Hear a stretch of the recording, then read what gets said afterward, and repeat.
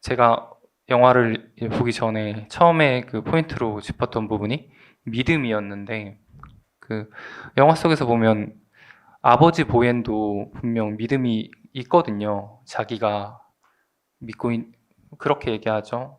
요하네스를 신학자로 만들고 싶어서, 혹은 종교개혁가로 만들고 싶어서 열심히 기도를 했다.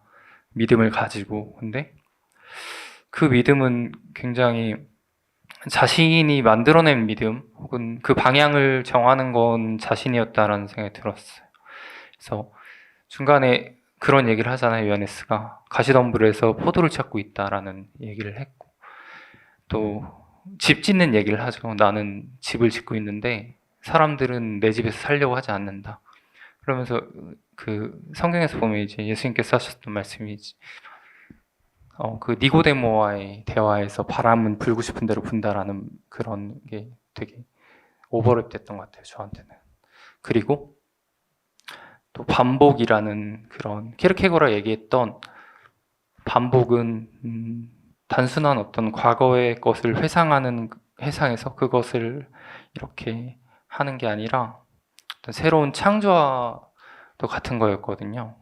그래서 영화를 이렇게 보면은 누군가는 기적을 과거의 것으로 치부하고 그걸 그냥 회상하는 그런 자들이 있다면, 영화 속에서 또 다른 사람들은, 또 다른 누군가들은 그러한 기적이 여전히 현재적인 것이고 그것이 여전히 반복되는 그런 인상을 많이 받았습니다. 저는 한 15분 정도 얘기를 좀 들어보고 싶어요. 저도 너무 궁금해가지고 영화를 어떻게 보셨는지.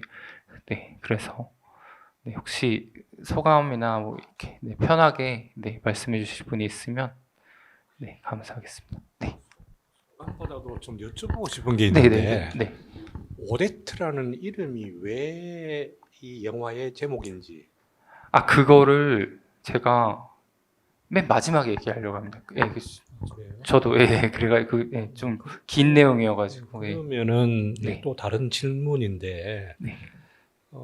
이제 그 시계가 맨 처음부터 낸 영화는 처음 보는 영화인데도 시계가 두 번, 세 번인가 반복되면서 12시 맞습니다. 5분에 멈춰 있더라고요. 이상하다 생각했는데 맨 마지막에 시계를 그 돌리면서 아네스가 다시 굉장히 그 의도를 두고 있는 것은 참 있다 싶은 생각이 들면서 이 감독의 그 의도가 맨 마지막에서 그 화면이 비춰질 때에 이제 내가 스토리를 잘 이해했는지 모르지만은 이제 목사와 의사의 얼굴을 비춰주었으면은 굉장히 더 드라마틱했을 것 같은데 거기에 초점을 두지를 당황한 그런 않고 표정들. 이제 모헨과 그 피터가 화해하는 장면으로 이제 그 끝내 주더라고요. 그래서 내가 생각하는 이 드레이어 감독의 그 의도하고 좀 다른 바가 있는가 하는 생각이 들어서 왜 마지막에 두 분을 왜 의사하고 목사는 비추지 않고 왜냐하면 그들이 기적을 믿지 않았던 이 목사도 안 믿었고 사실은 그리고 의사도 안 믿은 건데 결국은 기적이 반복되었다라고 하는 그런 측면에서 이 모엔하고 피터의 그 얼굴을 비춰주는 것보다 더 드라마틱했을 것 같은데 왜 안 그랬을까? 이제 이 질문을 우선 틀어놓고 나중 뒤에 또 대화하죠. 제가 그 부분에 대한 부분도 사실은 다 저 꽤 자주 봤거든요. 그래 꽤 많이 봐가지고 그래서 다 있습니다. 근데 이제 제가 한 번에 나중에 그냥 제 의견을 말씀드릴 때, 한 번에 그렇게 답변처럼 제가 다 말씀을 드리는 걸로 하겠습니다. 다른 분 혹시 또, 네, 안녕하세요. 영도구에서 온 박현준이라고 합니다. 어제 잔다르크 보면서 영화가 배울 점 참 많았는데 별로 재미없다고 말씀드렸는데 오늘 영화는 재밌었습니다. 그러니까 어제 얘기하면서 드레이어의 기적이라는 걸 언급했었는데 제가 봤던 거니까 클로즈 요 아이즈에서 그 말을 언급하는데 그 드레이어의 기적이 바로 이 오데트의 마지막 장면이었다라는 걸 새삼 깨닫게 되었고요. 어제 이 영화와 비교해보자면 어제 영화는 극단적으로 인물들 클로즈업 잡았잖아요. 근데 이 영화는 오히려 완전 반대로 거의 인물들 대부분 풀숏으로 잡고 한 프레임을 인물들 여러 명으로 잡는 게 좀 굉장히 반대돼서 그래서 그게 신기했어요. 그리고 마지막에 보면은 유일하게 그러니까 유일하게 한 인물을 딱 이렇게 프레임에서 원샷으로 잡는 장면이 있었습니다. 그게 딱 아이였어요. 근데 거기서 요하네스가 그런 말을 하죠. 아이는 천국에서 가장 위대한 존재다.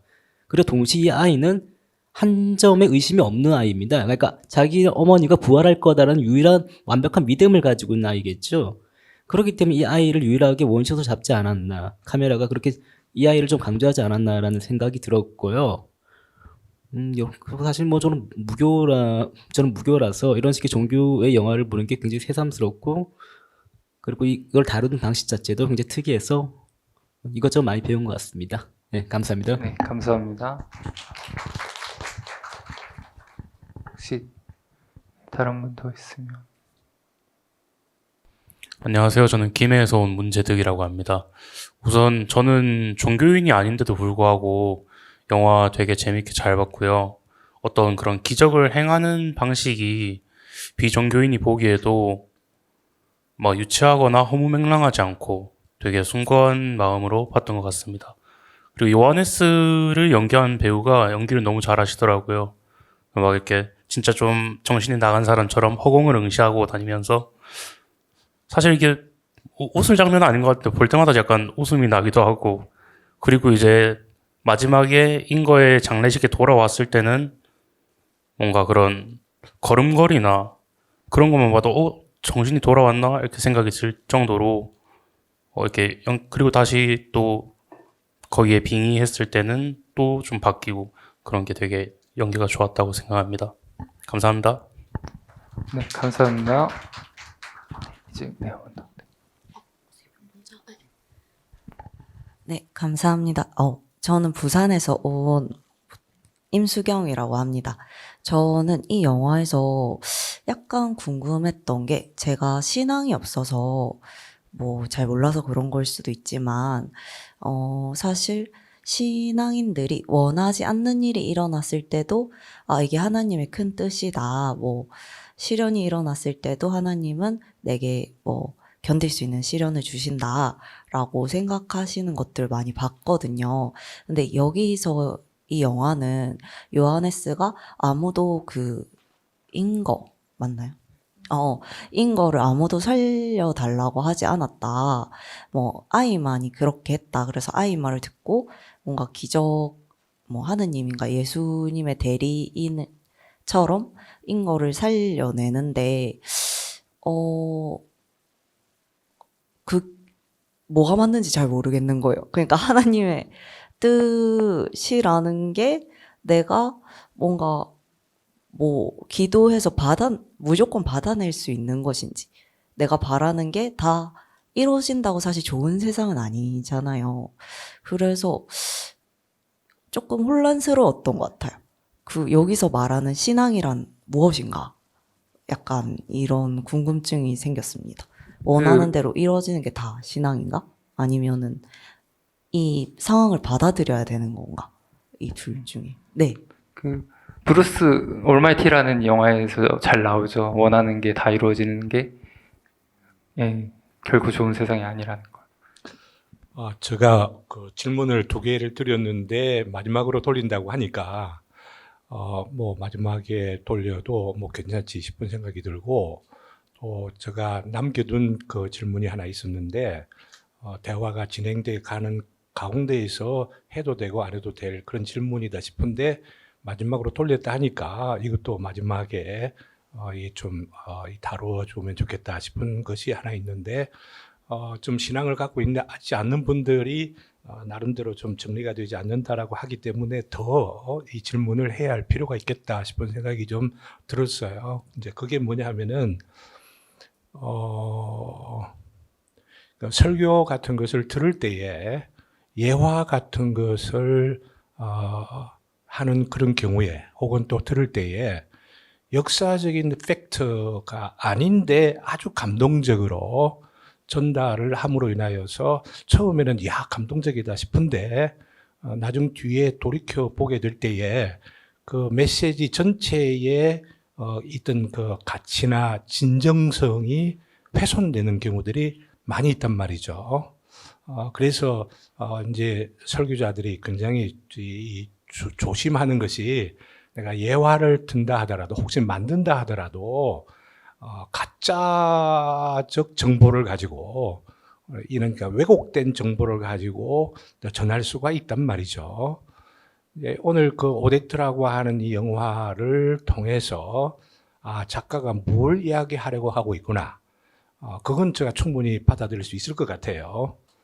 그리고 또 이것을 특별히 키에르케고르의 어떤 그 메시지와 더불어서 생각할 때에 연결될 수 있구나. 그 안에 영화 내용도 보면은 키에르케고르에 대하여 이야기가 나오기는 하니까.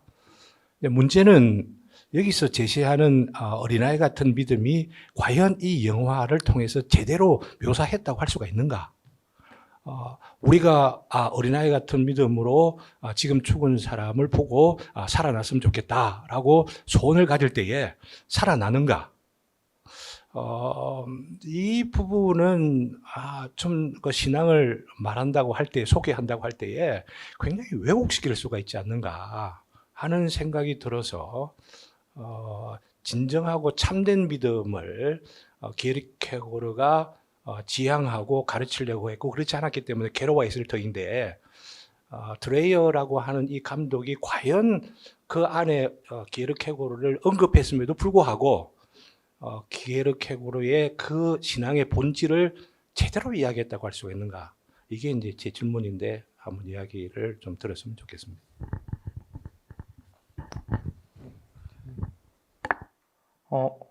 가정 목사님, 네.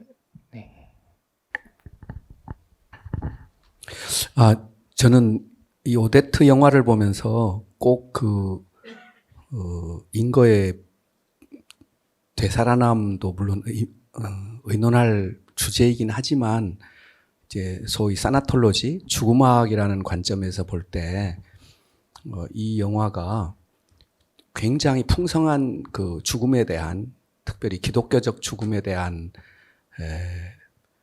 지혜들, 성경적 가치들을 잘 전달해 주었다고 봅니다.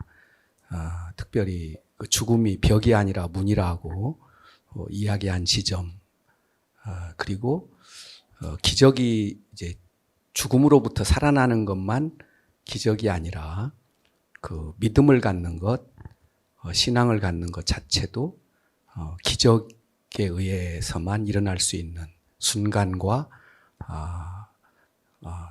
반복과 도약, 이런 개념들 속에서 그 개념들이 이제 언어로, 철학적 언어로 표현하고 있지만 사실은 그것이 신비로운 기적들을 묘사해내는 언어이기 때문에 이 오데트 영화에서 그 믿음과 기적은 꼭 마지막에 인거의 부활, 다시 살아남만 이 영화가 강조하고 있지는 않다는 느낌이 들었고요. 그 다음에 이제 임사체험이라든지 죽음학에서 그 죽었다가 살아나는 것이 이제 죽음학에서 다루는 부분은 죽어가는 과정도 다루고 또 죽음 자체를 다루고 있기도 하지만 죽음학에서 다루는 부분이 임사체험도 있거든요. 그래서 이 오데트의 이 부분이 신학적인 논쟁에 있어서 기적의 끝과 더 이상 일어나지 않는다라고 하는 기적의 종말과 기적이 계속되고 있다라고 하는 그 기적과 이적에 관한 논쟁이 통합되는 믿음의 영역도 보여주고 있지만 또 죽음학에서 다루고 있는 임사체험의 영역도 다루고 있는 것 같아서 물론 오데트의 이 드레이어가 그것을 의도했는지는 모르지만 사나톨로지 관점에서 보면 임사체험도 논할 수 있는 영역으로 느껴졌습니다. 네, 잘 들었고요. 네, 시간이 좀 돼가지고, 네, 제가 간단하게 좀 정리를 하고, 네, 그리고 뒤에 이제 강의가 또 있거든요. 바로 이어서. 저는 이제 그런 것 같았어요. 그러니까 믿음이라는 것이 과연 지적인 동의냐 아니면 삶의 내용이냐를 그냥 묻는 느낌이었어요. 칼이 그냥. 그래서 그러니까 대놓고 전면에 내세운 거죠. 지적 동의가 박살난 사람을 아예. 그러니까 이 사람은 자신이 그리스도인 줄 알아요. 그 정도로 동의가 완전히 박살난 사람을 전면에 그냥 내세워서 다른 어떤 제도화된 종교 안에서 그것을 받아들이고 뭐 그런 거 있잖아요. 뭐 예수님은 뭐 그리스도고 나는 뭐 믿으면 뭐 천국 가고 이런 것들을 다 학습적으로 받아들이는 사람들과 이제 대치시키는 거죠. 그래서 그러니까 자신이 예수인 줄 알면서 신과 관계하고 예수처럼 살아가는 사람과 자신이 예수인 줄 아닌 걸 알지만 그렇지 않게 살아가는 사람과 둘 중에 누가 크리스천이냐, 누가 아들이냐라고 저는 정말 저한테 묻는 것 같았어요. 드레이어가 영화를 통해서. 그리고 기적도 마찬가지인 것 같아요. 그러니까 마치 이렇게 말하는 것 같았어요. 현대의 기적이 없다고? 웃긴 소리 하지 마. 너가 그 길을 안 가니까, 너가 고난 가운데 있지 않으니까, 너가 십자가를 안 지니까 네 인생에 기적이 없는 거야. 너가 예수를 닮은 구석이 하나도 없으니까 너 인생에 하나도 기적이 없는 거야 라고 말하는 것 같은 그런 느낌을 저는 굉장히 많이 받았습니다. 그리고 아까 전에 그 장 대표님과도 잠깐 얘기했는데 그런 광기, 그러면 뭐 광기가 맞는 거냐, 어제 이창호 목사님께서도 진리와 광기는 뭐 구분할 수 없다 이런 말씀을 하셨는데, 저도 제가 이 영화를 오늘까지 합쳐서 총 4번은 봤는데 저도 3번째 볼 때까지는 요하네스 이거를 이제 그리스도교 신비주의에서는 렉시오 디비나라고 하거든요. 이제 신에게 가는 길이라는 그런 내용인데, 그 렉시오 디비나의 마지막 4단계 신적 관상의 상태라고 하는데 그 상태에 있는 건 줄 알았어요. 저도 요하네스의 상태가. 그래서 이제 완전히 신과 합일된 상태, 그냥 정말 러프하게 얘기하자면 성령이 접신된 상태겠죠. 그 상태구나. 근데 제가 계속 볼 때마다 그 자체를 긍정하기는 좀 어려워지더라고요. 그러니까 뭐 말하자면은 제가 이 도스토옙스키를 굉장히 좋아하는데 그 도스토옙스키의 세계관에서의 성자가 바보라면 혹은 뭐 백치라면 드레이어의 세계관에서는 그 바보 이전에 그냥 광인을 넣는 것 같았어요. 그것에 대한 시작점으로 광인을 넣고 그 마지막에 보면은 제정신으로 돌아오잖아요. 저는 요하네스가 그대로 살 거라고 생각해요. 과거로 다시 돌아가지 않고. 근데 그때 그 하빌의 기억은 간직한 채로, 그리고 그것을 내 이웃에게 시도하려고 하겠죠. 그런 사랑을.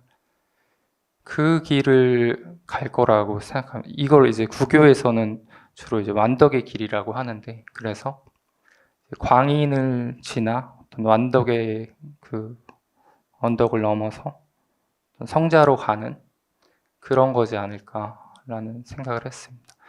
그 마지막으로 오데트라는 제목이 저도 너무 궁금했어요. 오르댓이라고 하더라고요. 그 원어로는 오르댓, 이제 말씀이라는 뜻이죠. The word, 단어, 뭐 말씀 이런 뜻인데 어떻게 보면은 조금 반대되는 것 같잖아요. 영화에서는 말하는 그런 말이 아니라 정말 어떤 실행력 있는 어떤 삶의 내용적인 그런 믿음이라면은, 그러니까 계속 영화에서 그렇게 병치시키는 것 같은 거죠. 아는 것과 실제적인 것, 행동하는 것. 그 케르케고르는 그런 얘기를 했어요. 그러니까 진리를 아는 것은 진리를 살 때 허구가 된다. 왜냐하면 진리를 아는 것은 진리를 사는 것에 따라오는 부산물이지 그것의 반대가 아니므로라는 얘기를 했거든요. 도스토옙스키는 이거를 어떻게 패러프레이징 하냐면은 그 까라마조프가에서 그 사람 누구죠? 그 장로 그 수도승 조시마를 통해서 그렇게 얘기하죠.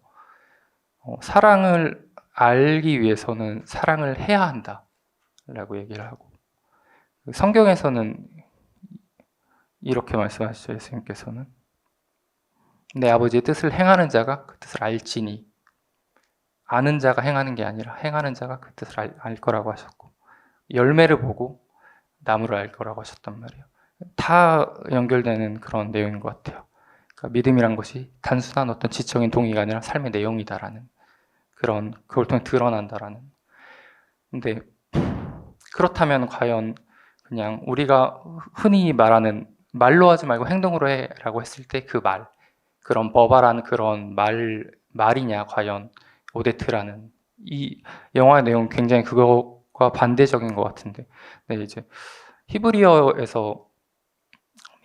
보면은 성경에서 태초에 말씀이 있었다, 혹은 하나님께서 천지를 말씀으로 창조하셨다라는 그 구절에서의 말씀은 히브리어 다바르라는 거거든요. 근데 그거는 단순한 그런 버발한 말이 아니라 현실화 시켜내는 힘이라는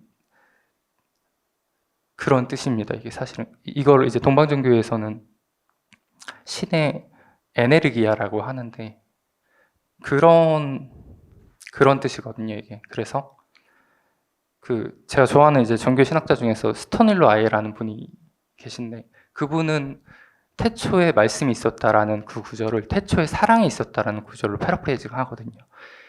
근데 이게 제가 잠깐만 여기서 이제 신학적인 얘기를 하자면 정말 아름다운 얘기거든요. 그리스도교 신학에서는 삼일체라는 걸 말해요. 근데 이게 간단하게 말씀드리면 3person, 1 essence입니다. 그래서 세 존재가, 세 위격이 하나의 본질 안에서 온전히 하나 된 상태, 그거를 삼일체라고 하거든요. 근데 우리가 그럼 이게 단순히 어떤 그런 도그마틱한 그런 얘기가 아니라 정말로 우리 삶과의 어떤 동시성이 있는데, 우리가 사랑을 하려고 하면 대상이 필요하잖아요. 나 이외의 대상이 필요하죠. 그리스도교에서 얘기하는 그걸 신도 혼자가 아니다. 신도 세 존재라는 거예요. 그래서 태초에 사랑이 있었다라는 말은 어떤 얘기냐면은, 태초에 신이 아무것도 없을 때도 신은 혼자가 아니었다라는 거예요. 신은 그때도 사랑하고 있었다라는 거예요. 그리고 그리스도교에서는 뭐라고 얘기하냐면요, 그 사랑의 결과가 창조라고 얘기합니다. 그러니까 신이 그냥 뿅뿅뿅 해가지고 뭐 나무 만들고 돌 만들고 한 게 아니라 그 세 위격이 온전히 하나 된 상태, 그런 그 사랑의 역동성 안에서 모든 만물이 다 창조됐다라는 거예요. 우리 인간도 마찬가지고 모든 것이 다 육화됐다라는 거죠. 그게 이제 말씀이 육신되어라는 그런 뜻이고, 그런 의미에서의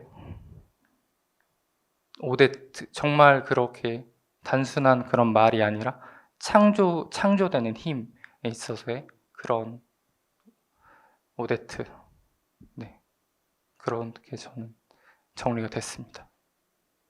네, 저 시간이 딱 맞았네요. 네, 그래가지고 다음 순서로 바로 목사님께서 강의 두려움과 떨림 진행해 주시겠습니다. 네, 박수 맞아주세요.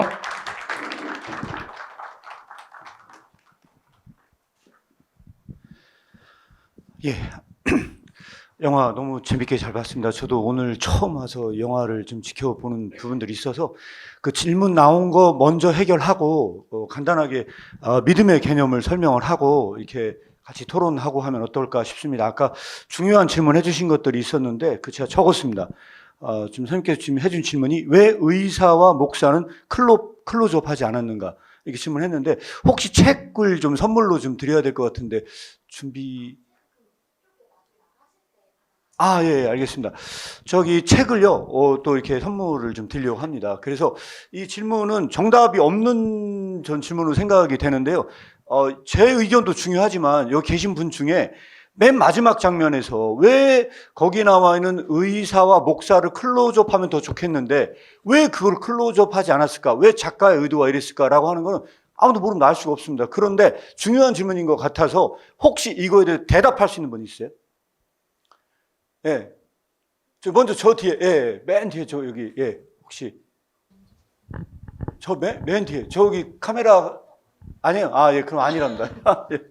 예, 예. 아, 네. 예. 저는 대전에서 온 정준희라고 합니다. 예. 저의 생각은 예. 이 기독교적으로 저는 조금 영화를 봤는데 아무래도 제가 기독교인이다 보니까 근데 이 영화에서의 목적은 어떤 그 믿음 없음을 좀 고발하고자 하는 그런 것이 아니라 그러니까 그 성직자와 의사를 예. 마지막에 포커스함으로써 그거를 드라마틱하게 표현하려고 하는 게 목적이 아니라 아까 아이를 원샷으로 잡아주셨다는 그 얘기를 또 다른 분이 해주셨었는데 그런 진짜 믿음이 무엇이고 진짜 신앙이 무엇인지를 그리고 또 진짜 사랑이 무엇인지를 그래서 그 피터와 모튼이 화해하는 장면을 그런 것을 잡아줌으로써 그 기독교가 무엇인지 우리가 나아가야 할 방향이 무엇인지를 좀 주목하는 그런 의도를 담은 것이 아닌가 하는 생각을 했습니다. 네, 이상입니다. 예, 감사합니다. 혹시 또 다른 의견 있으신 분 있어요? 네. 아, 예. 없으시면 저 간단하게 제 의견 하나 말씀을 드리고 뭐 정답도 아니고 저도 그냥 제 생각인데 키르케고르를 공부하는 입장에서 말씀을 드리면 키르케고르는 진짜 심판이 있대요. 근데 그 심판은 불로 심판하는 게 아니래요. 하나님께서는 완전자 하나님께서는 모든 걸 다 아신대요. 그러니까 전지한 이 신은 전지하기 때문에 모든 걸 다 아시는데 딱 한 가지에 대해서 무지하시답니다. 뭘까요, 그게? 모든 걸 다 아시는 하나님께서 딱 한 가지를 몰라요. 그것은 뭐냐? 악에 대해서 무지하답니다. 악에 대해서 무지하대요. 자, 여기서 오늘 이 영화 해석에서 굉장히 중요한 측면이 있는 것 같아서 제가 말씀을 드리면 전지한 자가 단 한 가지에 대해서 무지한데 악에 대해서 모른대요. 그 악을 몰라. 그런데 여기서 이 얘기가 얼마나 담론이 중요하냐? 유한한 세계에서 악한 자가 무슨 짓을 하는지 모른다는 건요, 악이 웃고 있대요. 그래서 재미난 사랑의 실천이라는 책에서 굉장히 재미난 이야기를 하나 던집니다. 어떤 재미난 이야기를 던지냐면요, 남녀가 밤에 몰래 사랑을 하면서 키스를 하고 있대요. 지나가던 도둑이 거기에 있는 물건을 훔친대요. 그 물건 훔치면서 도둑이 거기서 웃는데요. 왜? 그들은 사랑에 빠진 나머지 그 악이 무슨 일을 한지를 몰라. 알 수가 없어요. 웃어요. 그럼에도 불구하고 그 악이 거기에서 그 사랑을 몰래 부러워한대요. 나도 저런 사랑을 해봤으면 하면서 그 악이 거기에서 그 훔치는 도둑이 있는 걸 모르는 상태에 있는 그 무지 상태에 있는 그 사랑을 좀 해봤으면 한대요. 그래서 유한한 세계에서 그 전지한 자가 그 악을 모른다는 건 굉장히 부족한 것처럼 보이지만 영원히 모른다는 것, 영원히 내가 그 사람을 모른다고 하는 것, 그것이 영원한 멸망이고 그것이 바로 심판이래요. 여러분들은 어떻게 생각하십니까? 그때 어린 아이를요, 오늘 어린 아이가 나와 있잖아요. 그 어린 아이를요, 도둑의 소굴로 보내버려요. 그리고 나서 너무 오래 놔두면 어린아이가 타락을 하니까 잠깐만 도둑놈의 소굴 속에 넣어버려요. 그리고 나서 그 아이에게 데리고 와서 그 안에서 경험한 것이 무엇인지를 설명해 보라고 한대요. 그러면 그 아이는요, 디테일하게 그 모든 걸 다 설명을 한대요. 근데 딱 한 가지를 설명을 못 한답니다, 아이가. 뭔지 아시는 분? 혹시 책을 선물로 드리겠습니다. 그 아이가 다 설명을 할 수 있대요, 디테일하게. 근데 그 아이의 눈에서는 딱 한 가지를 설명을 못 한대요. 정답은 지금 나온 모든 힌트에서 다 들어있습니다. 예. 이건 정답이 있습니다. 예. 없어요? 예? 박수 부탁드리겠습니다. 정답입니다. 맞추셨습니다. 예, 나중에 책 한번 선물로 드리겠습니다. 예, 아이는요, 악에 대해서 무지하기 때문에 그 악을 설명할 수 없대요. 이것은 무엇을 의미하는 걸까요? 저는 이 카메라 앵글이 정확하게 그 믿음이 없는 것처럼 보이는 사람을 클로즈업 할 수 없다. 저는 그것이 바로 그들을 모른다고 한 것을 앵글로 표현한 것 아닌가. 그렇게 그냥 한번 설명을 해보고 싶어서 시도를 해봤습니다. 설득이 된지는 모르겠습니다. 예, 이렇게 말씀을 드리겠고요. 이 영화에 대해 나머지 또 제가 적은 것이 있는데 이 본론으로 들어가기 위해서 간단하게 이 정도만 말씀을 드리고요. 나머지는 또 이후에 진행하도록 하겠습니다. 먼저 영화를 보신 분들에게 사실 제가 키르케고르의 작품을 보다 보니까 이 키르케고르의 작품에 대한 내용이 대다수 여기 들어있는 것처럼 보여져서 제가 먼저 이 말씀을 드립니다. 여러분들에게 역사적인 맥락을 잘 모르시는 분들을 위해서 제가 설명을 드리면요. 여러분들 혹시 철학사를 공부해 보신 분들, 이런 분들 중에서 혹시 포이어바흐 아십니까? 이 포이어바흐 이후에 나타난 여러 가지 철학적 사조들이 존재했었습니다. 근데 그 사조들 중에 하나가 뭐냐면 마르크스는 이 포이어바흐를 어마어마하게 칭찬했던 대표적인 사람이었고요. 그 다음에 또 하나는 뭐냐면 헤겔 좌파였습니다. 근데 이 시대에 여러분들이 전혀 관심을 두지 않았을 거라고 생각하는 역사의 히스토리 하나가 있습니다. 전혀 관심을 두지 않는 신학만 공부하셨던 분들이 관심을 둘 부분들이 하나인데요. 그게 뭐냐면 신학적 자유주의 운동이었습니다. 이 신학적 자유주의가 그때 태동이 됐습니다. 그래서 혹시 잘 모르시는 분들에서 말씀을 드리면 슐라이어 마어라는 이 신학자이자 종교철학자가 있었는데 이 사람은요 자유주의의 아버지라고 얘기합니다. 그런데 사실은요 그 사람이 있기 이전 상태에 포이어바흐가 있었는데 그 사람이 말한 책이 있었는데 그게 기독교의 본질이었습니다. 그 기독교의 본질이라는 책은요 신학은 인간학이라는 규정이었어요. 이거는 얼마나 프로이트하고 유사한 신학적 패턴이냐면요 사실은요 신은 존재하지 않는데요 신이라는 건 존재하지 않고 인간의 마음 속에서 완전성을 외화시켜 나타낸 것. 그래서 이건 헤겔 철학과도 관련이 굉장히 깊은데 인간의 내면성에 있었던 내용들을 외화시켜서 나타낸 게 신이다. 그게 신의 완전성이다. 인간은 고통당할 수밖에 없다. 인간의 그 고통에 가장 큰 고통을 외화시켜서 나타낸 그 고통의 이상성은 뭐냐? 그것은 예수 그리스도다. 예수 그리스도는 인간이 고통당해야 하기 때문에 그 고통당하는 그 마음을 외적으로 표현해서 나타낸 것이다. 그럼 신은 있느냐? 없다. 그것은 인간이 지녀낸 일종의 환상적 패턴이다. 이러한 모든 것들에 대한 것이 자유주의 신학에 물결 영향을 끼쳤는데 이 자유주의 신학의 가장 중요한 건 뭐냐? 기적을 믿지 않았습니다. 이 사람들의 이 가장 중요한 건 성경에 나와 있는 여러 가지 기적들은 다시 한번 생각을 해봐야 된다. 그래서 기적을 믿지 않는 신학의 패턴이 나타나기 시작을 했고요. 키르케고르가 살았던 시대 이후에 어떤 일이 벌어졌느냐 이렇게 생각을 했습니다. 덴마크 사회는 전체가 다 기독교 사회였습니다. 이 기독교 사회가 된 이 사회 속에서 그들은 이렇게 담론이 형성됐습니다. 어떤 담론이냐? 야, 이 과거에는 이 기독교가 덜 성장했기 때문에 기적이 필요했어. 그런데 지금은 기독교가 승리했잖아. 이 승리한 기독교 사회에 더 이상 기적이 있을 수 있을까? 불가능해. 무슨 기적이 있겠어. 그래서 그 신학 자체에서 제거한 것 중에 하나가 미러클, 기적 자체를 제거했던 부류들이 존재했습니다. 두 번째 부류를 말씀을 드리면요. 이 두 번째 부류들의 사람들은요. 기적을 믿었습니다. 기적을 믿었어요. 기적을 믿는 부류의 사람들은 어떤 부류의 사람들이냐? 예수 그리스도의 능력을 갖고 싶었던 사람들입니다. 이 사람들은 뭐냐면요. 그 시대 속에서도 기적만을 원했다는 거예요. 그럼 이 기적을 원했던 사람들은 뭘 원한 겁니까? 사실은요. 기적을 원한 게 아니래요. 뭘 원했을 것 같습니까? 그 사람들은 기적을 원한 게 아니고요. 그 신적 능력을 얻기를 원했대요. 그 신적 능력. 그래서 그 능력을 가진 사람들은요. 당대에 수많은 찬사를 받았대요. 키르케고르는 제가 일기 얘기 말씀을 드리는 겁니다. 그 일기에서 이 두 부류의 사람들 다 비판합니다. 이것도 다 거짓이고 이것도 기독교가 아니라는 겁니다. 여기에 기독교 신앙을 잘 모르시는 분들이 있을 것 같아서 말씀을 드리면요. 이것도 기독교가 아니고 이것도 진짜 기독교가 아니라는 거예요. 뭐가 진짜 기독교일까요? 정말로 그리려고 했던 기독교는 무엇이냐? 진짜 기독교는 기적은 언제나 고난 속에서 주어진답니다. 내가 고통받고 있을 때 그 고통과 함께 기적이 부여가 되는 것이지 그 고난을 제거한 기적은 오지 않는다. 라고 하는 그 기적의 본질을 논했습니다.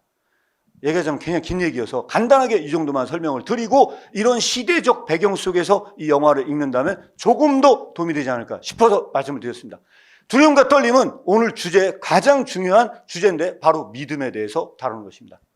그런데 이 믿음에서 다루는데 여기에서 나오는 제가 이 책은요, 국내에 두려움과 떨림이 완역된 책이 현재 없습니다. 임충갑 선생님이 번역한 책이 전부인데 그것은 거의 절판된 상태에 있다 보니까 전자책 중심으로만 돌아가고 가장 큰 단점이 각주 자료가 전혀 부재한 상태에 있습니다.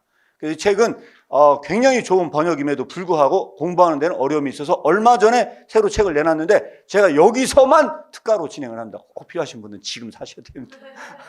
그렇게 책 홍보를 말씀을 드리겠고요. 이거는 또 제가 경어체로 좀 번역을 했습니다. 내용은 다소 어려운 편입니다. 어렵지만 여러분들이 조금 더 이 배경적인 걸 알고 읽는다면 좀 도움이 되실 수 있을 것 같고요. 이렇게 지금 번역서가 나와 있는데 이 지금 나와 있는 임규정 선생님 번역본은요, 사실은 완역된 게 아니고 앞에 부분 일부만 번역이 되어 있습니다. 그래서 완역된 현재 책은 이 칼세 아카데미에서 출판된 이 책밖에 현재 없다, 이렇게 말씀을 드릴 수 있고요. 요하네스 실렌티오가 이 책의 저자입니다. 이 책의 저자인데 제가 봤을 때 이 영화가 이런 데서 다 힌트를 얻지 않았을까 싶습니다. 왜 그러냐면 요하네스 실렌티오라는 말이 뭐냐면 정확하게 얘기하잖아요. 침묵에서 나온 요한이란 뜻입니다. 그래서 어떤 학자들은요, 요하네스 실렌티오가 실제 이름은 요하네스 드 실렌티오는 이름이 아니라고 얘기를 합니다. 이름이 아니라는 건데 뭐냐면 침묵으로부터 나온 요한이라는 뜻입니다. 침묵을 깨고 나온 요한이다. John from silence, 이런 뜻이라는 겁니다. 그래서 여기서 이 저자가 요한이 저자인데 이 영화에서도 일종의 그런 요한복음 이야기를 진행하는 부분들이 있기 때문에 아마 여러 가지 이런 데서 아이디어를 얻지 않았을까 이런 생각이 듭니다. 자, 그래서 요하네스 실렌티오가 이 책에 대해서 나온 본인에 대한 이야기를 써놨습니다. 예, 여기를 써놨는데 나는 어떤 인물이다 라는 이야기를 여기다가 쭉 나는 보잘것없는 사람이며 어쩌저한 사람이다 라고 얘기를 했는데 이 요하네스 실렌티오는 크리스천일까요? 어떻게 생각하십니까? 여러분들이 나중에 책을 읽어보시고 나름대로 답변을 내려보시기 바랍니다. 제가 봤을 때는 요하네스 실렌티오는 아직 크리스천이 아닌 것 같다는 전 느낌을 받았어요. 네. 아직 기독교 신앙을 갖지 못했다. 요하네스 실렌티오는. 왜 그렇게 설명하냐? 여기서 중요한 두 가지의 개념을 여러분에게 말씀을 드릴 건데요. 하나는 체념이고요. 두 번째는 믿음의 개념인데 나는 아브라함처럼 될 수가 없다. 와, 나는 그 믿음 앞에 서면 난 생각이 멈춘다. 한마디로 얘기하면 크리스천이 아니라는 뜻으로 저는 읽혀집니다. 그래서 말씀을 드렸습니다. 자, 여기도 제가 뭐라 써놨는데요. 오늘 사실 이거 다 읽으려면 굉장히 시간이 많이 걸려서 자료는 제가 다 드리도록 하겠습니다. 일단 중요한 부분만 말씀을 드리도록 하겠습니다. 이것도 넘어가도록 하겠습니다. 여기에 굉장히 중요한 아브라함과 이삭의 사건이 여기에 이제 모티브입니다. 지금부터 좀 머리에 지진 나는 얘기를 할 수밖에 없는 상황이 도래했습니다. 자, 여러분, 여기에서 여러분들에게 혹시 나 지금까지 책 읽었는데 인문학 관련 책 좋아한다면 손 들어보세요. 인문학 관련 책 좋아한다. 좋아한다 하시는 분들이 있는데 지금 분들 중에서 생각에 좀 지진을 좀 일으킬 만한 이야기를 해야 될 것 같습니다. 첫 번째 제가 말씀을 드리는 건 뭐냐면 혹시 여러분들은 윤리가 무엇이라고 생각하십니까? 윤리의 본질은 뭘까요? 이 책은요, 겉으로는 아브라함과 이삭의 사건에 대한 이야기를 다루고 있지만요, 철학적 주제로는요, 윤리의 본질에 대한 문제를 말하고 있는 문제고요. 그 윤리와 믿음과의 관계를 논하는 문제입니다. 그래서 제가 쭉 설명을 드리면 또 좋을 것 같아서 여러분들에게 참여를 유도하면서 질문을 던지면서 이걸 진행을 하도록 하겠습니다. 여러분, 윤리의 본질이 뭘까요? 윤리의 본질이 뭘까요? 그래서 그 해체 철학을 했던 데리다는 무슨 얘기를 했냐면요. 법의 본질이 뭘까요? 법의 목적이 뭐예요? 윤리의 목적이 뭘까요? 일단 법의 목적을 얘기해 봅시다. 법의 목적이 뭔지 아시는 분? 법의 목적 뭐죠? 법의 목적이 뭐냐? 정의 실현이래요. 어떻게 생각하십니까? 그럼 법은 하나의 그릇이에요. 그 그릇에 담는 컨텐츠 내용은요, 정의가 돼야 된다는 거예요. 그래서 이 데리다는 뭐라고 얘기를 했느냐? 법이 잘못된 방향으로 나가잖아요. 그러면 정의라는 이름으로 그 법을 해체시켜야 된다는 거예요. 왜? 그 법의 본질이 정의이기 때문이에요. 그 법의 목적이 정의라는 거예요. 전 그런 방식으로 여러분들에게 질문을 던지는 겁니다. 그러면 윤리의 목적은 뭘까요? 윤리의 목적. 법의 목적이 정의라고 한다면 윤리의 목적은 뭘까라고 생각을 해보잖아요. 여러분들이 대답하기가 어려울 것 같은데 제가 시간 관계상 말씀을 드린다면요. 윤리의 목적은요. 의무래요. 의무 규정이래요. 뭐뭘 해야만 한다는 인간이 해야 될 당위적 의무. 그 의무를 규정을 하는 것이 이 윤리래요. 그럼 여러분들에게 자 질문을 지금부터 드리면서 거수로 얘기를 하고 이 질문으로 들어가도록 하겠습니다. 여러분들은 자 질문 두 가지 말씀드린 겁니다. 하나는 뭐냐면 윤리가 의무 규정이라고 한다면 자 윤리 밖의 의무는 가능한가? 법이 정의의 실현이라고 말씀드리잖아요. 아까 법의 목적이 정의라고 했잖아요. 그러면 법 밖에 정의는 가능한가? 됐죠? 자, 이제 좀 이해가 된 걸로 알고, 자, 이제 거수로 결정을 하도록 하겠습니다. 법 밖에 정의가 있다. 법을 제외한 정의가 있다. 손 들어보세요. 네, 손 내려주세요. 법 밖에 정의는 없다. 법 자체는 정의 실현이 돼야 된다. 손 들어보세요. 아, 예, 많지 않습니다. 윤리가 의무 규정인데, 윤리 밖에 의무가 있을 수 있다. 손 들어보세요. 윤리 밖에 의무가 있을 수 있다. 예, 손 내려주세요. 윤리 밖에 의무란 없다. 의무는 윤리 속에 다 들어있어야 손 들어보세요. 예, 손 내려주시기 바랍니다. 예, 이 논의는 바로 여기에 걸려있는 논의입니다. 그러면 여러분들에게 제가 이런 말씀을 한번 드려보도록 하겠습니다. 아브라함이 지금 성경에 보잖아요. 성경 모르시는 분들 보면요. 아브라함 이삭을 죽이려고 칼 딱 들어서요. 죽이려고 딱 합니다. 그러면 자식을 사랑하는 게 윤리입니까? 자식을 죽이는 게 윤리입니까? 자식을 사랑하는 게 윤리잖아요. 자식을 사랑하는 게 윤리인데, 칼을 죽여서 진짜 오늘날에 종교적인 목적으로 어떤 사람이 하나님께서 신의 음성이 들려왔다. 근데 그게 네 자식을 잡아서 죽여서 제사로 드리라는 명령이었다. 그래서 내가 그렇게 잡아서 죽였다는 게 오늘의 뉴스가 났다면 여러분들 뭐라고 생각하시겠습니까? 미친놈 하나 또 나타났네. 이렇게 생각할 거 아니에요. 자, 여기서 여러분들이 왜 미친놈 한 명 또 나타났나라고 생각을 하겠습니까? 자식을 사랑하는 게 윤리예요. 자식을 사랑하는 게 윤리인데 아브라함은 어떤 목적에서 그 윤리를 넘어선 의무를 실행한 것으로 해석을 해야만 한다는 거예요. 이것이 바로 키르케고가 여기서 말하고자 하는 핵심적인 얘기입니다. 그래서 아브라함은 지금 어디서 행동을 했냐? 윤리 밖에서 그 의무를 실행해서 옮겼다는 이야기입니다. 여기까지 이해 가시죠? 자, 그래서 오늘 여러분들에게 머리에 지진나는 이야기는 지금부터 이제 출발을 해야 되는데, 그래서 우리는 여기서 어떤 설명을 해야만 하냐? 이걸 이름하여 우리가 광기라 부릅니다. 광기. 이 말이 안 되는 광기 같아. 미치지 않고선 전짓할 수 없다. 이거 진짜 미친놈이야. 미친놈이야라고 하는 얘기인데 이게 미치지 않고선 이 짓을 할 수가 있겠냐는 거예요. 그럼에도 불구하고 미치지 않았다고 생각하는 사람이 있어요? 혹시 여기서? 아브라함 미치지 않았다. 다 미쳤다고밖에 생각이 안 들잖아요. 그래서 오늘 여러분들에게 간단한 어떤 암시적인 얘기는 뭐냐면 진리와 광기가 똑같다고 얘기를 했잖아요. 근데 지난 시간 어제로 끝나면 여러분들은 지금 돌아가실 거예요. 아, 진리와 광기는 같은 거야 라고 얘기하면 저는 오늘 굉장히 이 발걸음이 무거워질 것 같습니다. 그래서 오늘은 미쳤다고 하는 그 광기와 진리가 어떻게 다른지를 조금이나마 여러분들과 설명하고 나눠야 되는 얘기가 바로 이 얘기입니다. 그러면 여러분들에게 이 얘기를 제가 했는데, 제가 홀리컴뱃이라는 그 기독교 유튜버에 있는데 거기서 본 행사에서 제가 나갔거든요. 그래서 디스커션 하면서 떨어뜨리는 프로그램이에요. 제가 거의 처음으로 떨어질 뻔 하다가 제가 금방 떨어졌어요. 하여튼 제가 거기 나가서 일찍 제가 탈락하고 내려왔는데, 그때 그 거제에서 올라온 윤리 교사가 하나 있었습니다. 근데 그때 어떤 질문을 던졌느냐. 그때 아브라함 얘기 제가 막 이런 얘기를 하면서 얘기를 했더니 그 윤리 교사라는 분이 기독교는 그러면 이게 좀 이상하다는 거예요. 자기가 봤을 때는. 왜 이상하냐. 기독교야말로 그렇게 얘기를 하면 테러리스트들의 그 테러 자체를 정당화시키지 않냐는 거예요. 왜냐. 종교적인 이유로 아브라함이 이삭을 죽인다고 이야기를 한다면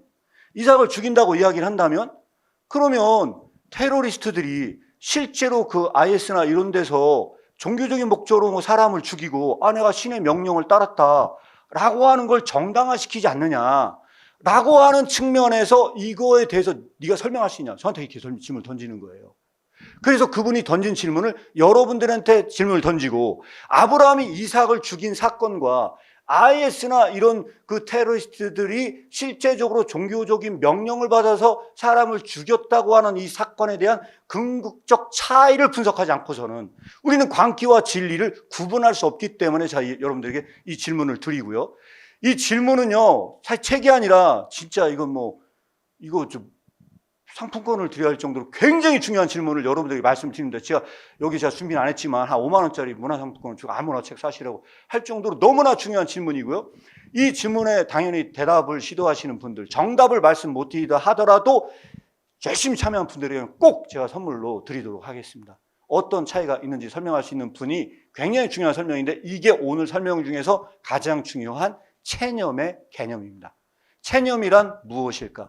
키르케고르는 두려움과 떨림에서 가장 중요하게 체념의 개념을 설명하고 있는데 키르케고르가 말하는 이 체념을 설명하기 위해서는 여기 나와 있는 제가 이 질문을 해결했을 때만 명쾌하게 체념을 설명할 수 있다. 여러분들은 국어책에 나와 있는 체념의 의미가 있을 거예요.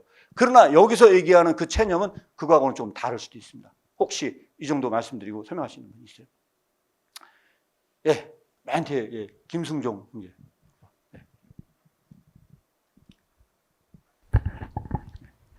네.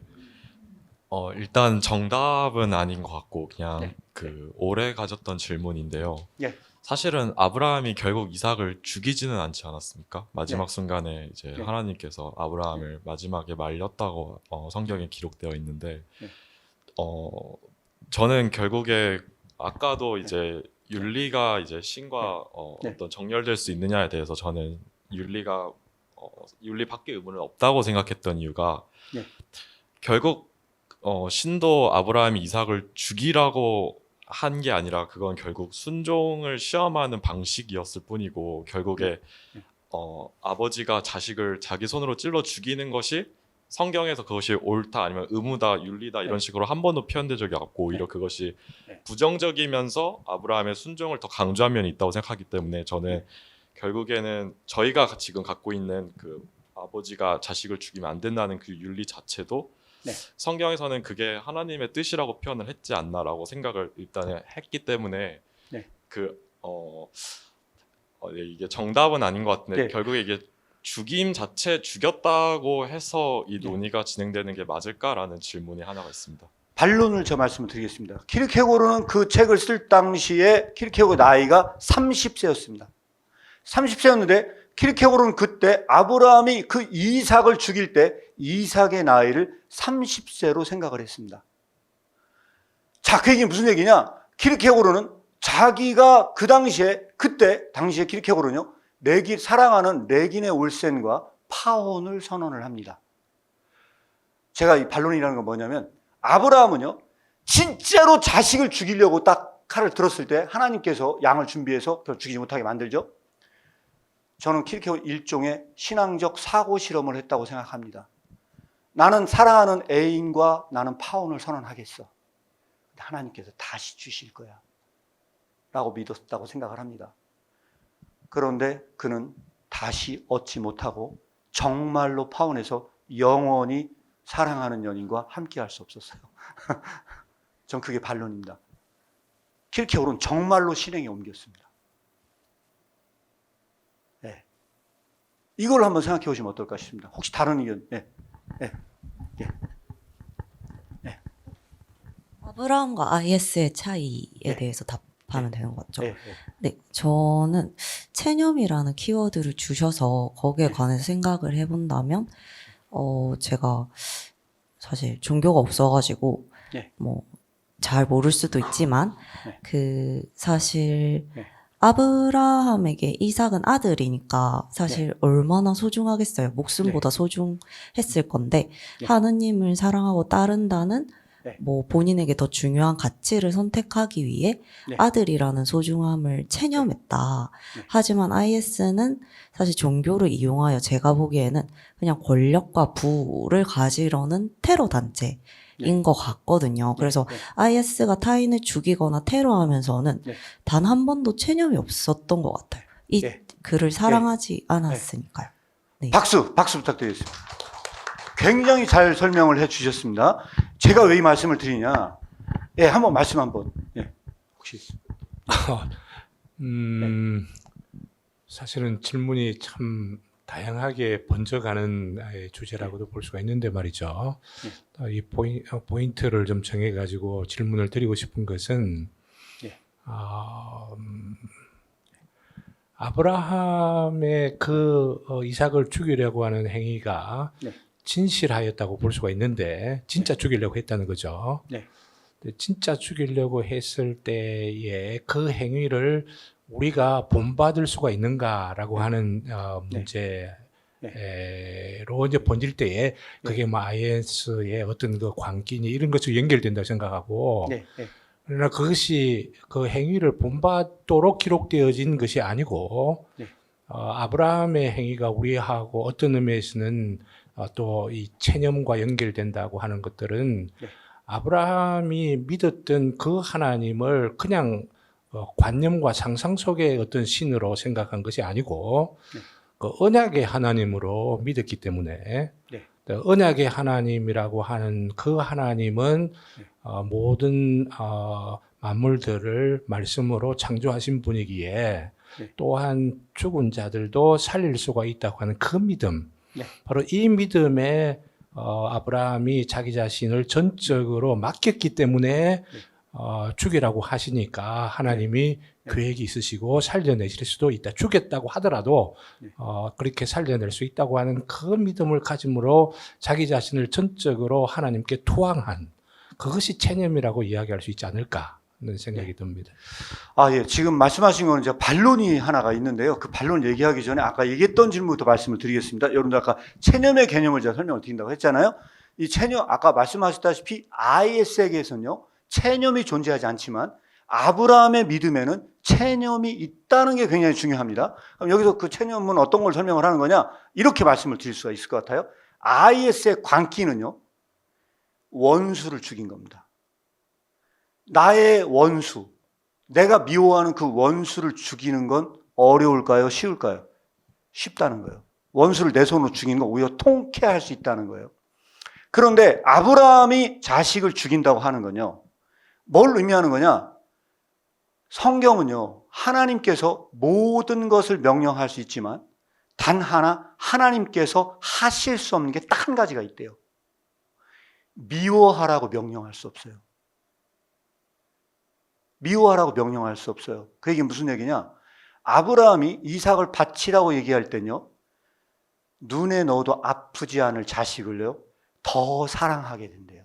체념이란 내가 포기하기 힘든 대상, 포기하기 힘든 정도가 아니라 가장 사랑하는 대상을 내가 내 손으로 죽여야 돼.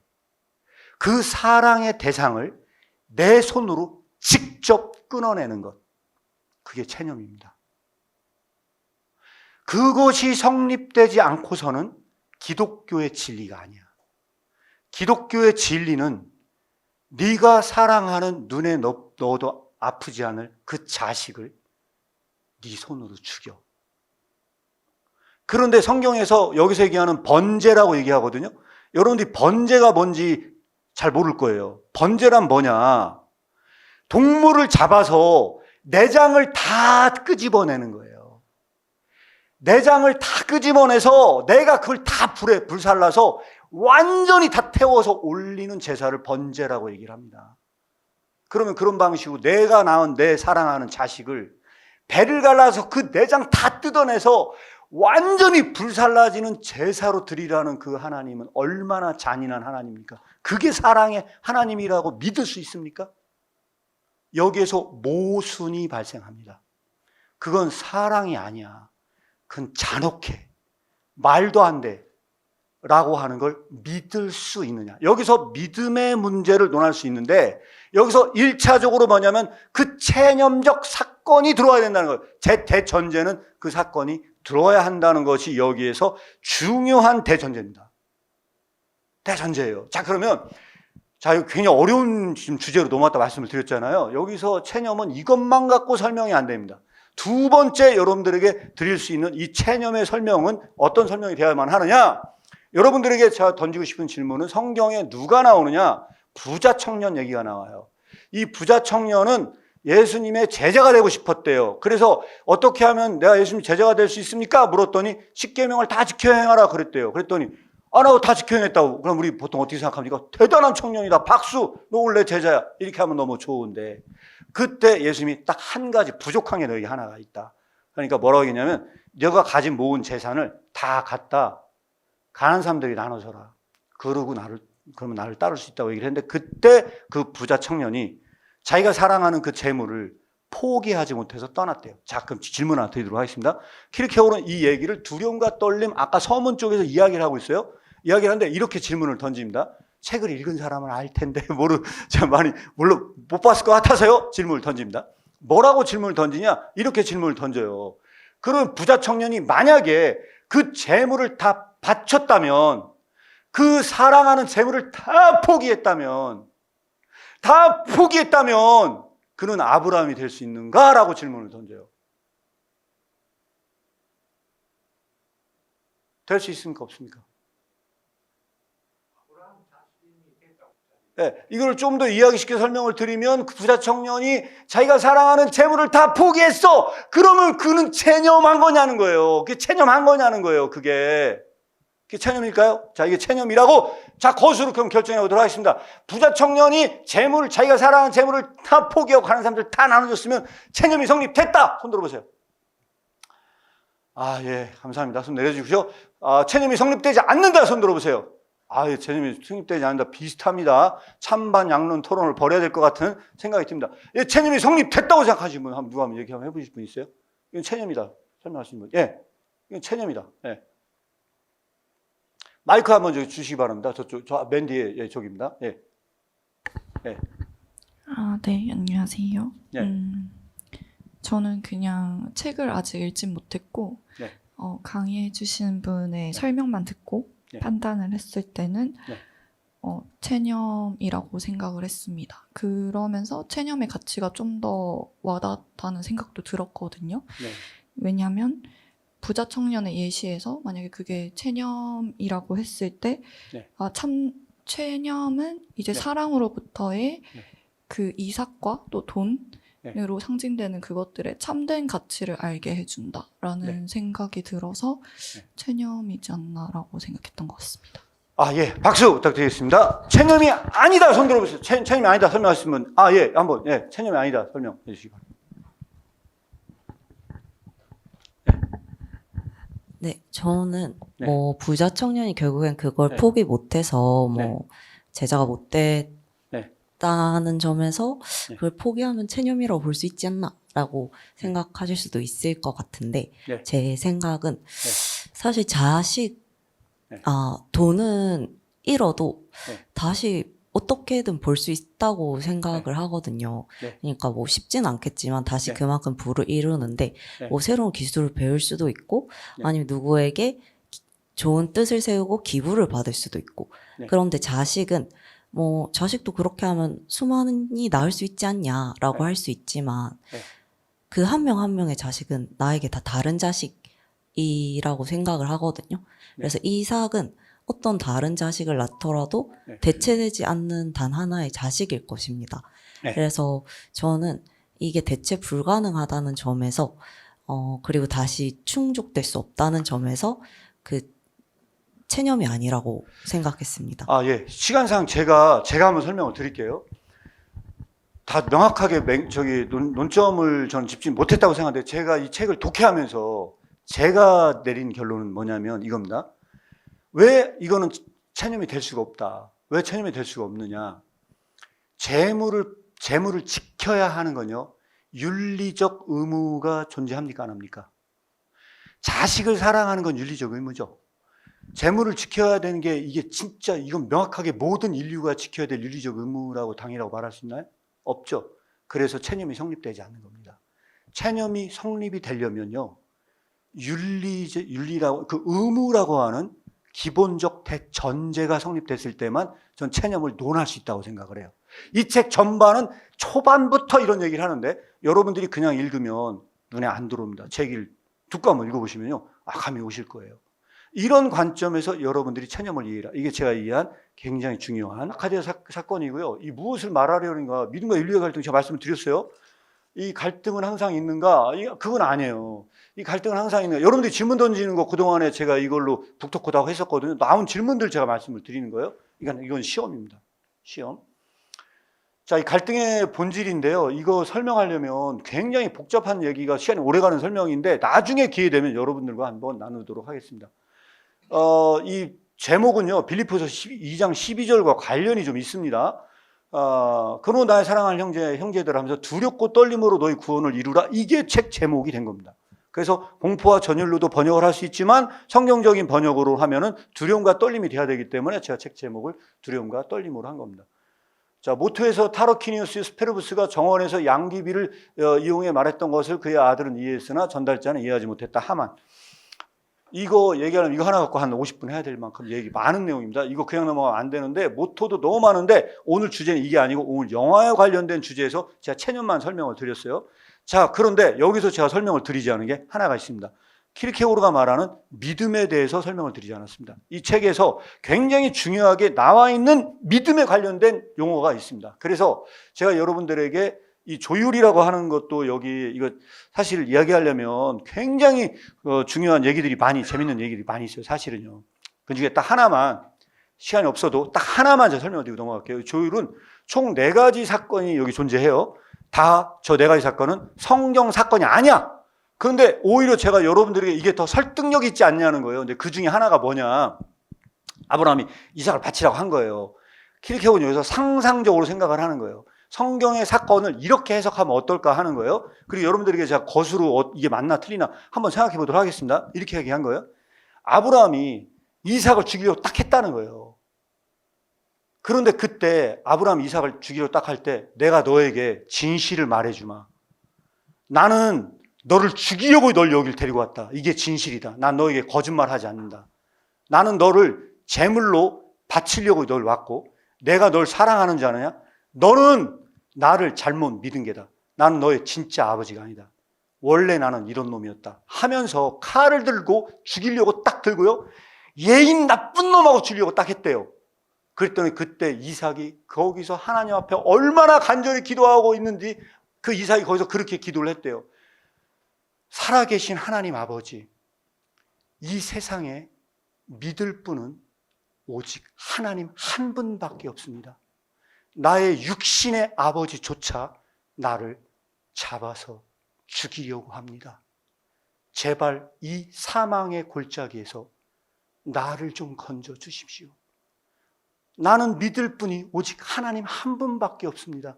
그렇게 얘기했을 때 아브라함은 뒤에 가서 독백으로 이야기를 했대요. 내가 이렇게 잔인한 아버지가 돼서 그가 오직 하나님 한 분만을 의지할 수 있도록 하는 것이 더 낫다. 나 같은 놈은 육신의 아버지를 믿는 건 신앙인의 자세가 아니다. 나는 그런 살인자가 되어야 한다. 라고 하는 것이 성경을 더 잘 설명해 주는 것은 아닐까? 하고 질문을 던져요. 자, 이제까지 얘기하고요. 이것이 성경을 더 잘 설명해 준 건 아닐까요? 성경을 더 잘 설명해 준다. 손 들어보세요. 아, 이게 성경을 더 잘 설명해 주는 거다. 이게 진짜 믿음의 신앙 아닌가요? 아, 이것은 잘 설명해 주는 게 아니다. 손 들어보세요. 헷갈리죠? 헷갈리죠? 그런데 어느 게 더 사실은 더 이해가 잘 돼요? 제가 지금 얘기한 게 더 이해가 잘 되잖아요. 이게 진짜 기독교 신앙이 됐으면 좋겠다는 거잖아요. 그리고 나서 마지막 이렇게 얘기를 합니다. 이렇게 거기다 이렇게 써놨어요. 믿는 자가 진짜 그 믿음이 성숙하기 위해서는 엄마가 아이가 성장하기 위한 엄마가 젖을 떼야 할 때 젖꼭지에 이상한 걸 묻힌대요. 그때 아이가 그 엄마의 젖을 빨려고 하는데 갑자기 맛이 달라진 거예요. 근데 아이의 IQ로는 왜 엄마가 달라졌는지 이해할 수가 없다는 거예요. 그때 그 엄마가 그 아이가 젖을 먹는 걸 포기하게 하기 위해서 이상한 걸 바르듯 믿는 자는 세상으로부터 그 젖을 떼야 한대요. 그때만 그는 성장할 수 있대요. 이게 바로 아브라함의 믿음이래요. 여기에서 그리고자 하는 것은 세상으로부터의 젖을 떼는 겁니다.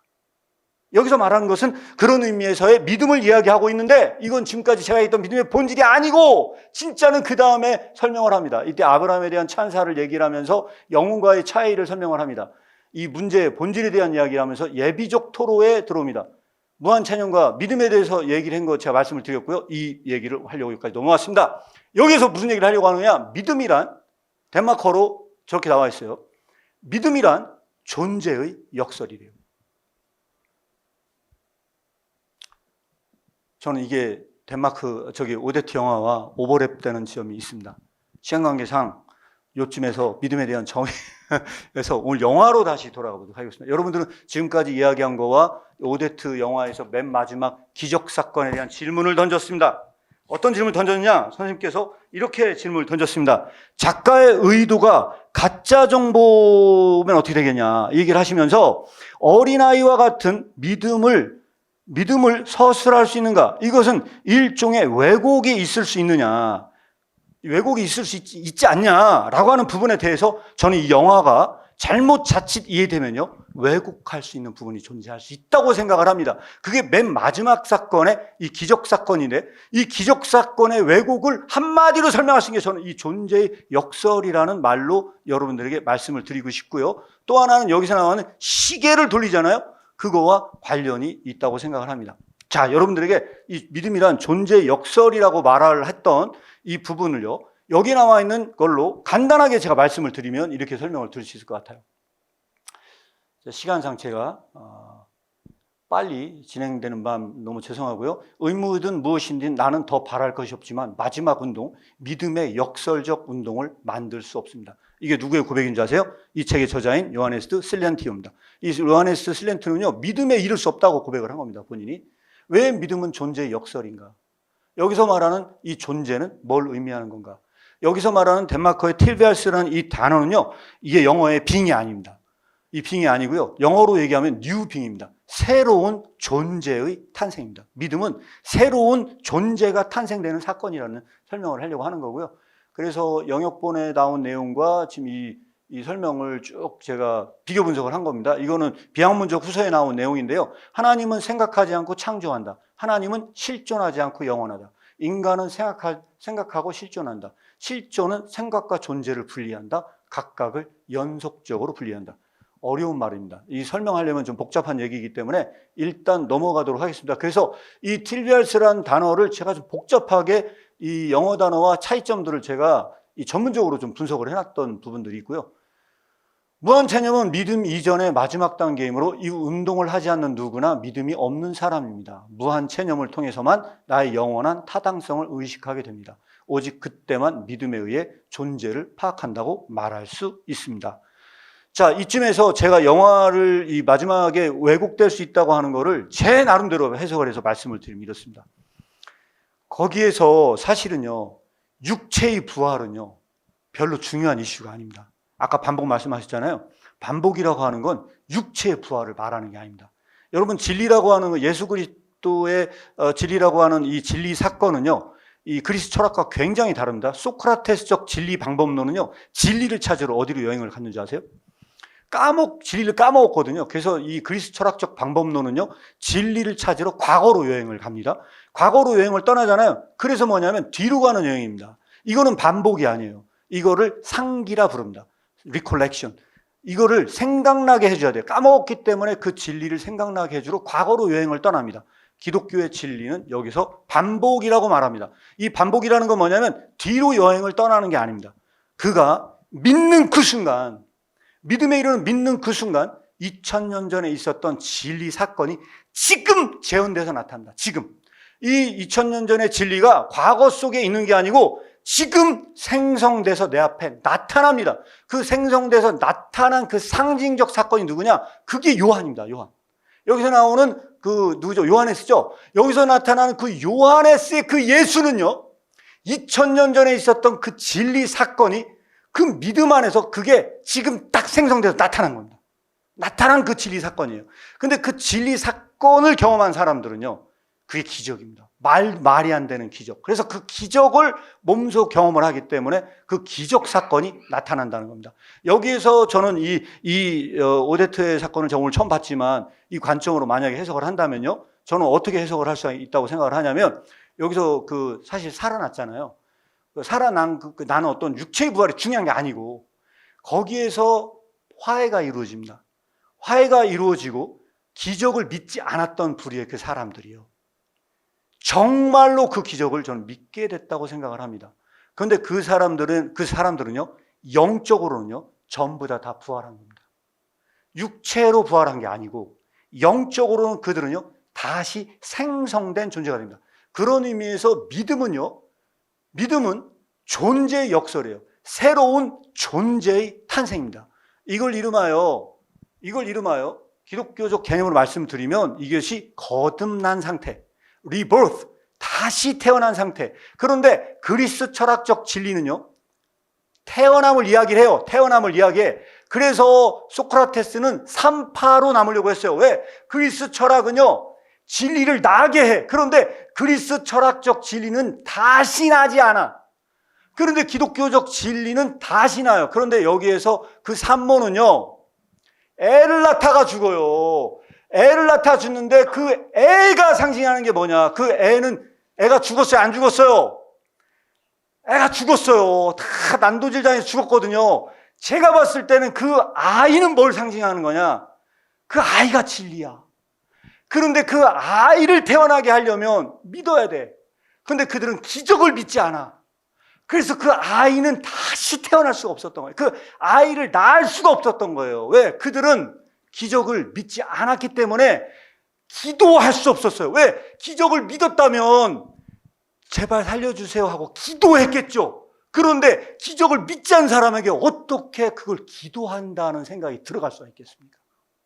아까 그 기도에 대해서 이야기하신 분에게 제가 답변을 드리자면 그렇게 말씀을 드릴 수 있을 것 같습니다. 시간상 이 정도만 제가 말씀을 드리고요.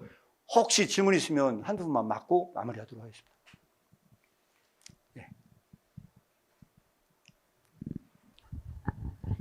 네. 오늘 너무 유익한 시간이었고요. 너무 감사합니다. 제 질문은 앞에 시작하시면서 기적은 고통이 없이는 이루어질 수 없다. 라는 말씀을 하셨는데 이제 마지막 부분에 진리 사건을 경험한 사람들에게는 그게 기적이다라는 말씀을 하셨어요. 이 과정 중에 어디에 고통이 있는지 그 부분 궁금합니다. 고통이 어디에 있느냐? 이거는 굉장히 실존적 질문이라고 생각을 합니다. 그럼 만약에 오늘날에 지금 기독교 안에 있든 기독교 밖에 있든 기적 사건이 어떤 방식으로 벌어지는가에 따라서 저는 영적으로 분별이 가능하다고 생각을 하거든요. 키르케고르는 기적의 본질에 대해서 어마어마하게 심층 깊게 사유했던 대표적인 사람 중에 하나인데 제 개인적인 간증으로 말씀을 드리자면요.